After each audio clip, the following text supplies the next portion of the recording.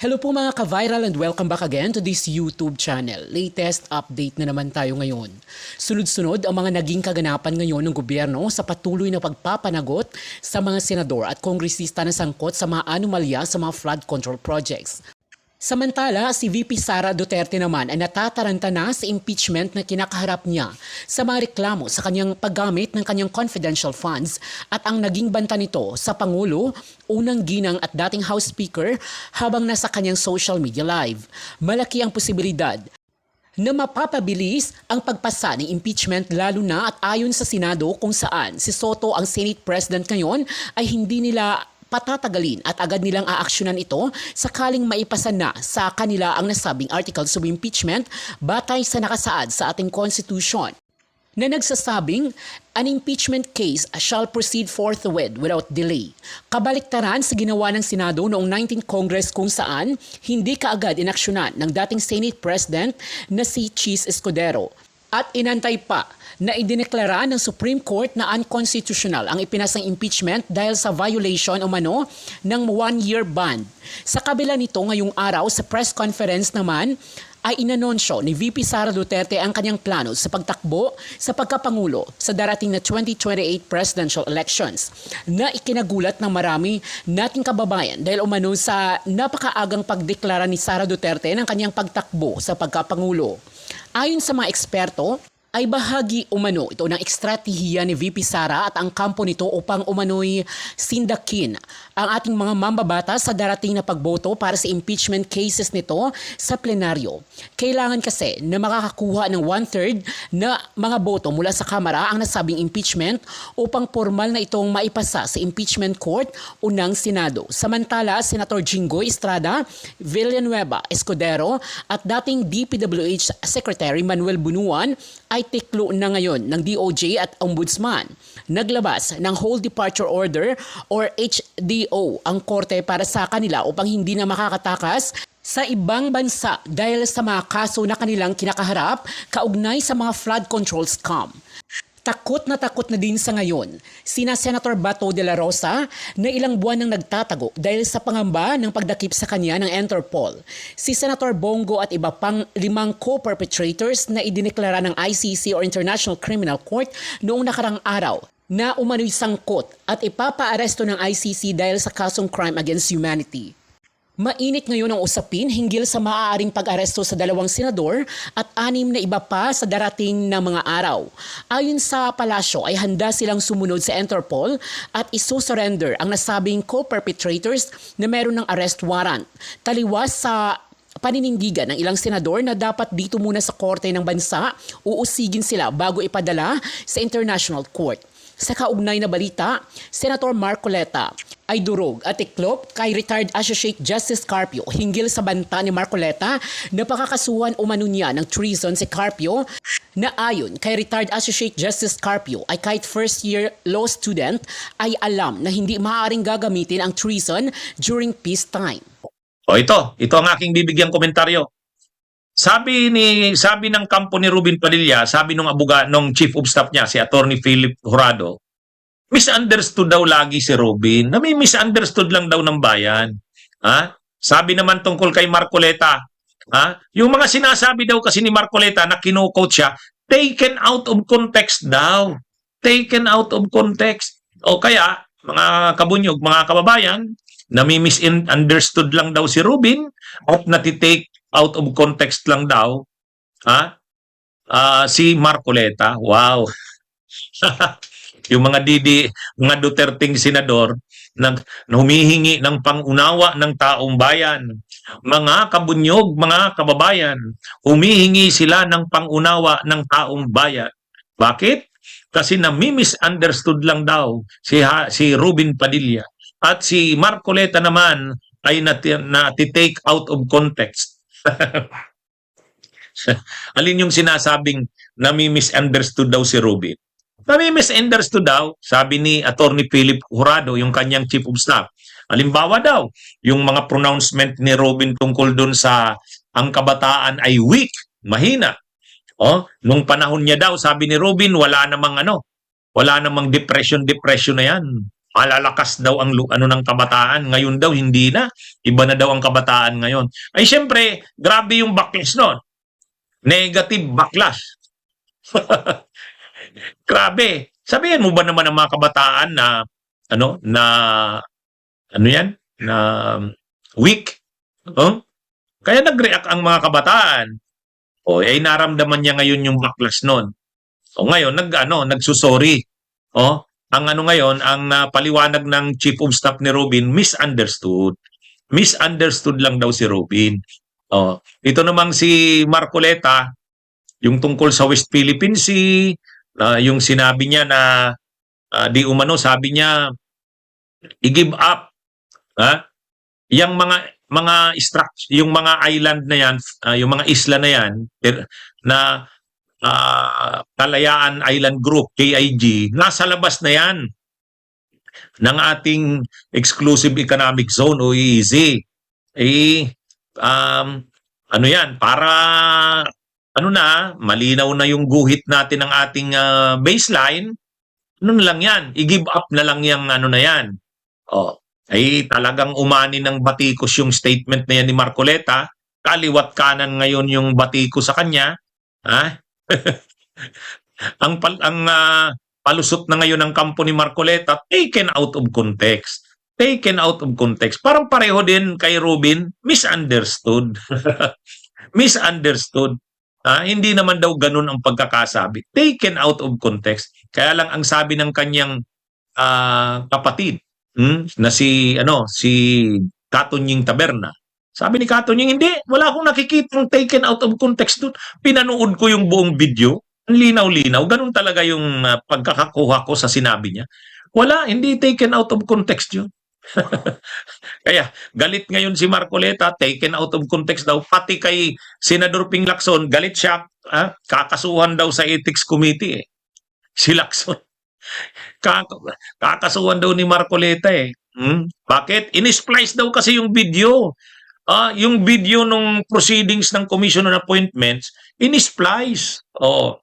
Ay hindi daw ano yun, kaya malaki daw na ano daw naman yun, hindi naman tama yun na ginawa sa kanya yun. Parang lumalabas na ang mga sinabi niya, sirang-sira siya, pero hindi niya naman sinabi yun. Sabi ni in-splice yung video ni kaya yan yung mga ngayon ni Marcoleta. Parang taken out of context at saka mali daw yung pagkakakuha ng mga sinabi niya. Parang misquoted. Yan, misquoted. Ito naman kay Robin, misunderstood. Pinagtanggol pa nga ni Subiri ngayon. Ito namang si Subiri, sasaw-saw pa sa issue ni Robin. Hindi daw totoo na si Robin ay talaga daw misunderstood si Robin. Ang galing daw ni Robin, ang daming batas na mga naipasa. Sa totoo, ano lang naman siya doon, co-author lang siya doon, hindi naman siya sponsor. Ang magaling sa pagpapasa ng batas, sponsor ka kasi ikaw yung magtatanggol noon eh. Pero kung co-author ka lang, pipirma ka lang doon bilang co-author. Tapos pagmamalaki mo na, kasama na yan sa naipasang batas. Alam na yan.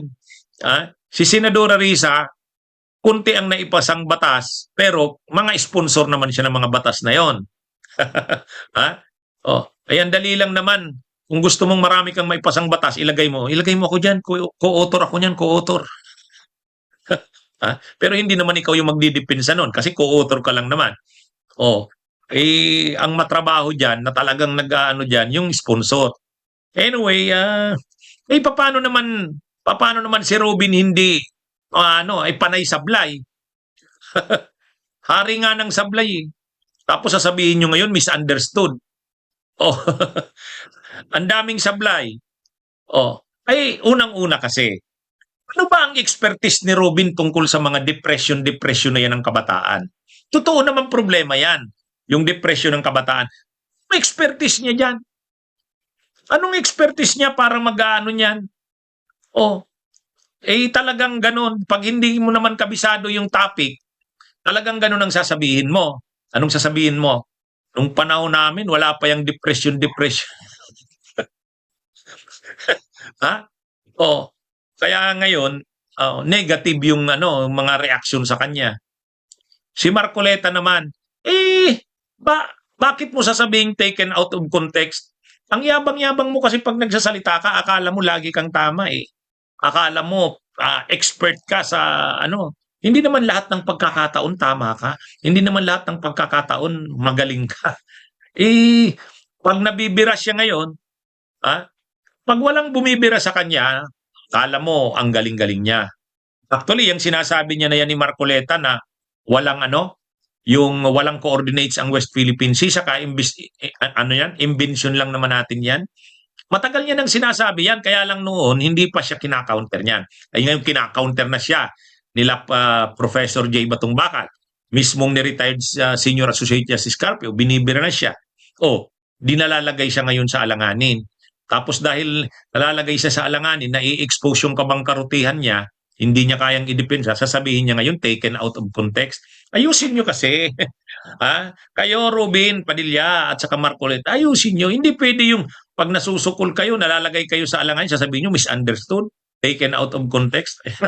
Ay, mga kabunyog, mga kawayan. Okay, kung na sanang i-discuss ngayon, kasi na-discuss ko na nga kanina eh. Kaya lang mayroon na namang nangyari ngayong hapon. Mayroon namang nangyari ngayong hapon tungkol kay Marcoleta. Alam niyo kung ano? Ay, di ba sabi ni Marcoleta, kakasuhan niya raw si Carpio ng treason. Ay sinimplihan lang siya ni Carpio eh. First year law student, alam na kaagad na ang treason, hindi mo pwedeng ikaso sa panahong ito ng peacetime, walang gera. Pag may gera, kumampi ka sa kalaban ng Pilipinas, yun ang treason. Pero ngayon, kahit naman tayo may tension sa China, wala naman tayong declaration of war. Kaya hindi ka pwedeng magkaso ng treason. Kasi kung may gera tayo sa China ngayon, kasuhan na natin sila Marcoleta ng treason, saka sila Cayetano. Pero dahil nga wala namang gera, hindi mo pwedeng kasuhan ng treason. Di wala. Napahiya si Marcoleta. Napahiya. Sobrang napahiya. Ngayon, ano naman ang palusot ni Marcoleta? Ang palusot na naman ni Marcoleta, hindi ko sinabing kakasuhan kita ng treason. Yun na naman ang sabi ngayon ni Marcoleta, mga kabunyog. Hindi niya raw sinabi na kakasuhan niya si Carpio ng treason. Pinopronounce niya na daw, sinisintensyahan niya na si Carpio ng treason, hindi na raw kailangang kasuhan. Yan naman ngayon yung dialogue ni Marcoleta. Hindi niya raw sinabi na kakasuhan niya. Ang ngayon pa lang daw, hindi niya na daw kakasuhan kasi guilty na raw ng treason si Carpio. Yan naman yun ngayon yung kanyang mga kabunyog, mga kababayan. Nagkakaluko-luko na itong si Marcoleta eh. Alam niyo, mga kabunyog, mga kababayan, una sabi niya, hinahamon ko si Tariela, si Batong Bakal o kaya si Carpio at saka si Carpio. Magdebate tayo. Si Tariela saka si Batong Bakal, hindi, sabi nila, wag na. Hindi naman pinagdidebatihan ang West Philippine Sea kasi settled na yung mga issue na yan. Pero si Carpio, sabi ni Carpio, accepted ko. Accepted ko. Nung tinanggap ni Carpio, mayroon na ngang magho-host at magpo-provide ng venue, yung Philippine Bar Association. Hindi na naman. Sabi na naman ni Marcoleta, hindi. Makikipagdebate ako kung walang limitation ang debate. Kakita ka naman ng debating walang limitation. Ano yan? Debate ng mga lasinggo. Debating pang-inuman yan. Kaya mga kabunyog, mga kababayan, ang nangyari, ngayon na naman, mga kabunyog, ang issue na naman ni Marcoleta, hindi naman daw siya nagsabing kakasuhan. Hindi daw siya nagsabing kakasuhan. Sabi niya, pinopronounce niya na daw, guilty si Carpio.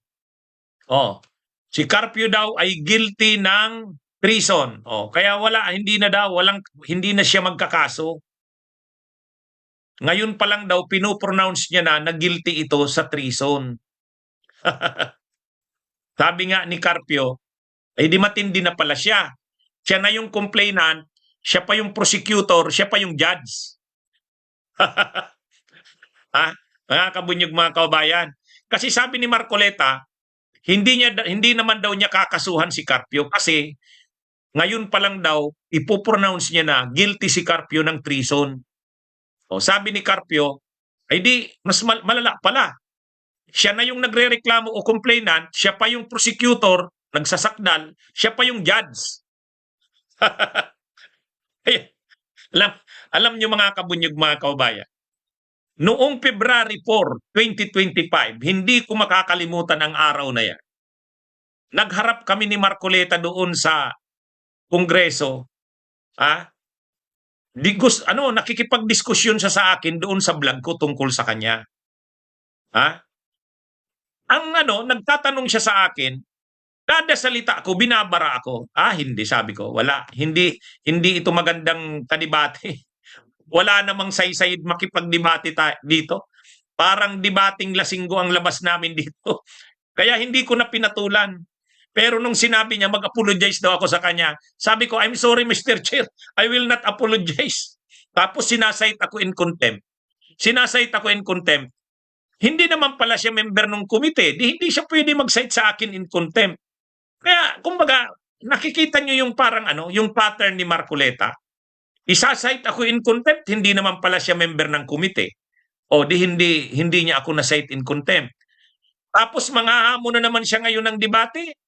Nung sinagot siya ni Carpio, kung ano-ano nang sinasabi niya, dapat daw walang limitation ang debate. Pagkatapos na naman, kakasuhan niya daw ng treason si Carpio. Sinabi ni Carpio, ang treason hindi pwede sa peacetime. Nakalagay yan sa revised penal code. Ang sabi niya na naman, hindi ko naman sinabing kakasuhan kita. Ngayon pa lang pinopronounce ko, guilty ka ng treason. Ay, mga kabunyog, mga kababayan, wala ito. Mayroon na namang isang plano. Kakasuhan niya naman daw si Lacson sa Ethics Committee. Papailan daw ng ethics complaint. Bakit? Kasi in-splice daw ni Lacson yung video. Mga kabunyog, mga kababayan, in-splice daw ni Lacson yung video para lumabas na mali-mali yung kanyang mga sinabi. Hindi naman daw ganun ang pagkakasabi niya. Ang ginawa daw ni Lacson, yung present ni Lacson na video, ay in-splice. Yung daw ginawa na yun ni Lacson, yun, papailan daw ng kaso sa Ethics Committee ng Senate. Imagine niyo yan. Imagine niyo yan, mga kabunyog. Kung ano-ano nang naiisip ni Marcoleta, nang hahamon ng debate, kakasuhan si Lacson ng ethics complaint. Sus naman. Ang tindi naman ito. Imaginein mo, sa ganun lang na issue, kakasuhan mo ang kapwa mo senador sa ethics committee ng ethics complaint. Unang-una, ang mga members ng Senado, ang mga members ng Kamara, ng Kongreso, mayroon yang parliamentary privilege. Ibig sabihin, yung mga sinasabi nila, kahit nga mali ang sinabi ng kongresista at ng senador, hindi mo pwedeng kasuhan ng libel. Kahit nga yung sinabi kapag nag-i-speech ang congressman, o kaya kapag ang congressman at ang senador nagsasalita sa kongreso, hindi mo sila pwedeng kasuhan. Plans and inequitable distribution. Yung HFEP data also shows yung allocation have not consistently prioritized LGUs with the highest poverty incidence despite equity-oriented frameworks. So ngayon, itong pinupush po natin na panukalang batas, gusto lang po natin malaman how does this bill advance our reforms on moving away, Mr. President, from patronage politics and ensuring fair rules-based allocation of public health facilities. Kasi baka mangyari naman, doon naman, wala na nga, hindi na nga dumadaan sa Kongreso, pero nandun naman yung lobbying at nandun na naman yung political pressure. Lumipat lang ng venue, Mr. President. Importanteng usapin po iyan talaga, Mr. President. And tama po kayo na itatanong halimbawa, anong magpipigil sa DOH? Yes. Kung hindi na masyado tayo sa Kongreso, anong magpipigil sa DOH na mag-favor ng ilang particular na rehiyon o mga di umano'y politically connected hospital. Pero yung controls mismo, Mr. President, ay dun sa sinusubukan nating i-set up na complementation between yung policy-making mandate natin at yung operational sa DOH. Halimbawa, yung panukala po natin, Mr. President, nagpipigil sa discretion without basis by requiring na lahat ng mga bed capacity adjustments, una, anchored talaga sa Philippine Health Facility Development Plan.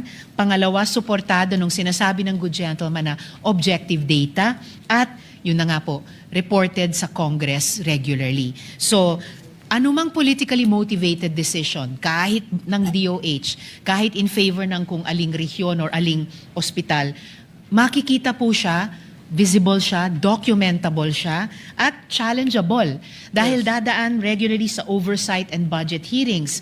Lalo't ang anumang amyenda na tinutulak natin sa pagpopondo ng mga proyekto ay sa mas open na budget process na isinulong natin, Mr. President. Salamat po, Ginoong Pangulo, at nais nating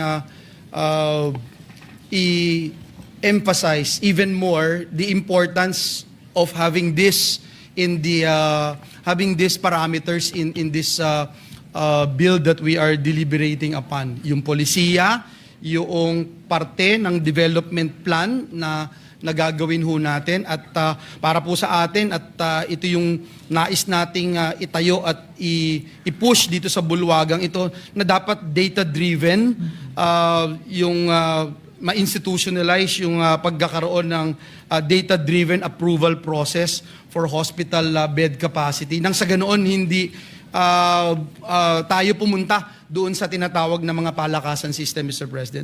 Thank you for that, Mr. President. Last question lang, Mr. President, that I'd like to look into. Yung LGUs po are primarily responsible for delivering health services under the local government code and the universal healthcare law. However, Mr. President, yung wide disparities in fiscal capacity naman have resulted in an even hospital bed capacity and service capability across regions. In fact, yung PIDS po, may findings po sila on the HFEP.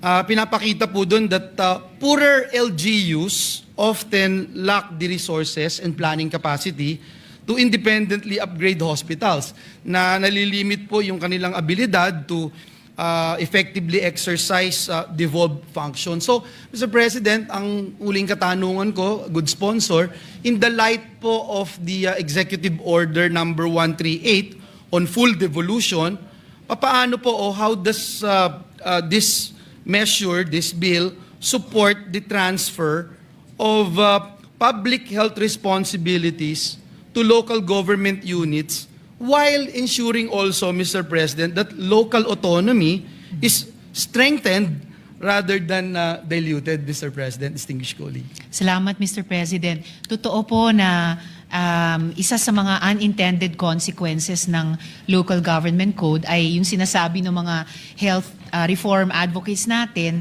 na fragment yung health system. Kaya nga po natin ipinasa yung Universal Healthcare Law para i-consolidate siya to a reasonable degree. And so sa kontekstong iyan ng Universal Healthcare Law, ito nga pong Philippine Health Facility Development Plan. Yung isang magiging piraso nito or kaugnay nito, itong ating panukala, originally, at sinasabi ko nung mga unang interpellation, unfortunately or realistically, hindi po kino-cover ang mga LGU hospitals ni ang mga private hospitals, DOH hospitals lamang. Yes. Ngunit, lumitaw din naman po sa earlier interpellation kay Senator Sherwin, I remember correctly, doon naman po kasi sa Philippine Health Facility Development Plan, pasok din naman yung mga LGU-owned primary care facilities and LGU hospitals. So, possible na beyond yung scope nitong panukalang batas sa context both ng Philippine Health Facility Development Development Plan at yung buong Universal Healthcare Law, mapag-usapan po natin, pati po sa pag-review ng Universal Healthcare Law dun sa ating i-convene na Congressional Oversight Committee, dun pwede nating tignan paano din mas masusuportahan ang pag-level up ng capacities, pati ng LGU hospitals, at kaugnay niyan mapag-usapan din yung resource mobilization para din sa kanya. So that yung resource mobilization at deployment sa buong universal healthcare system, yung buong service delivery network niya, ay hindi po malilimutan, kundi isasaalang-alang din ang mga LGU hospitals, Mr. President. Salamat po, Ginoong Pangulo, distinguished sponsor. At naniniwala po ako, nung binanggit po ninyo kanina, na by anchoring decision doon po sa Philippine Health Facility Development Plan, ito pong panukalang batas na ating tinatakel ngayong hapon na ito, nagpo-provide po siya ng predictable, rules-based national support that would enable our local government units to plan and manage health facilities more effectively without encroaching on local autonomy. So with that, Mr. President, I would like to end this interpellation para po sa akin nabigyan linaw ng husto yung kahalagahan at yung urgency, Mr. President, na ipasa ang panukalang batas na ito para nang sa ganun ma-improve natin yung ating health facilities sa apat na sulok ng ating bansa. Maraming salamat po sa ating distinguished sponsor, Senator Ontiveros. Maraming salamat, Ginoong Pangulo. Thank you. Maraming salamat Thank po. you. Majority Leader. I express my full support for Senate Bill number 1822, entitled An Act Instituting a National Plan of Action for the Care, Support, and Inclusion of Persons with Autism Spectrum Disorder and appropriate funds transfer thereof. This measure is both timely and necessary according to WHO. It is estimated that worldwide in 2021, about 1 in 127 persons had autism. Sa Pilipinas naman po, our country has a prevalence of 1 in every 100 individual. Isa sa bawat 100 Pilipino ang may autism. The measure recognizes our shared responsibility to ensure that persons with autism spectrum disorder, or ASD, are given equitable access to services, meaningful opportunities, and full participation in society. At this juncture, Mr. President, may the distinguished sponsor yield to a few clarificatory questions. Very gladly, Mr. President. On access to essential services, how does the measure guarantee access to early diagnosis, intervention, therapy, education, and employment opportunities, particularly for individuals and families in geographically isolated and underserved areas? Kasi po ang problem dito, Madam Sponsor, nakikita natin, lalo na sa mga far-flung areas, how will they get therapy? How will they access yung education? Kasi special education po ang kailangan ng mga ito. And lastly, employment opportunities. Ito po yung kinakatakot ng mga magulang na once wala na po sila sa mundong ito, may iwan ba nila yung anak nila na may autism? Mabubuhay ba kung wala na sila? So this is the problem, Madam Sponsor. Salamat po, Mr. President. Yung pagtukoy po ng mga area, lalo na po yung geographically isolated and disadvantaged areas na sinabi ng good gentleman mula sa Palawan, ay isa po sa layunin ng panukalang batas na ito na i-diagnose at i-identify kung nasa saan yung ating mga children or persons with autism or nasa autism spectrum disorder. At tama po yung good gentleman na ninanais po ng panukalang batas na ito na pagandahin yung approach sa autism spectrum disorder care, inclusion at support na sa lahat ng life cycles ng tao, mula pagkapanganak hanggang maging senior citizen hanggang pang mamatay. At sa lahat ng aspeto ng buhay, kalusugan, edukasyon, in terms of lifelong learning, empleyo, at suporta din sa family life.